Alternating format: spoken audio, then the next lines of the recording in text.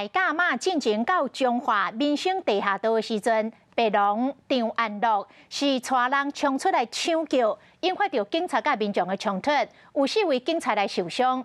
警方除了逮捕伫现场野事端的分子之外，嘛认定这个张安乐专程在场，所以报请到地检署来侦办。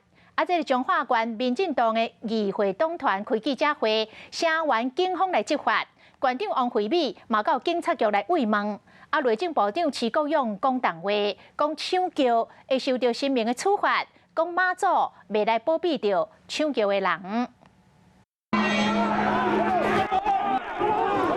一日穿黄衫蓝甲的人，一日听到话枪甲警方发生冲突，好大为了中的，这个正是中华统一促进党的总裁白龙张安乐。大甲妈进香第2天，经过民生地下道，白龙张安乐带队抢救，引起警民的冲突，造成4个员警受伤，包括一个中华分局副分局长。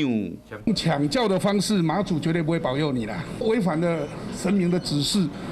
那怎么会保佑你？用暴力的方式，那不叫尊重，那是亵渎神明，反而会受到神明惩戒的。内政部长徐国勇下令强力执法，抢救发生冲突的过长工，警政署长陈家钦随落去中华慰问员警。那如果有斗殴或是暴力事件，那我也要求我们现场执行的严谨，要以优势的警力来逮捕现行犯。对于这个暴力，我们绝对是予以谴责的。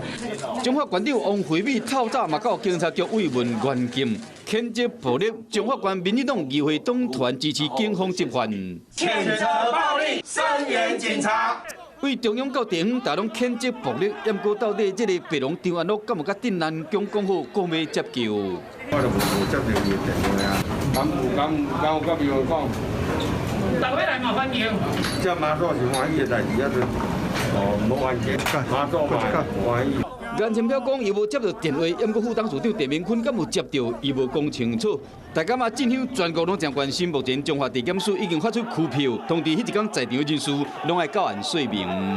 特定犯嫌、涉嫌煽惑或教唆犯罪等情事，检察官传唤定的时间是在12号的下午。发生冲突的同时，白龙张安乐拢伫现场，敢有叫这细汉的去犯罪？这是检方调查的重点。4月12日，人若无到位，就会抓人。Hello， 大家好，我是乃瑜，要教给大家2个任务。第一个，华视新闻的脸书专页，你按赞了吗？还有华视新闻的 YouTube 频道，赶紧订阅起来，还要记得按赞，开启小铃铛哦。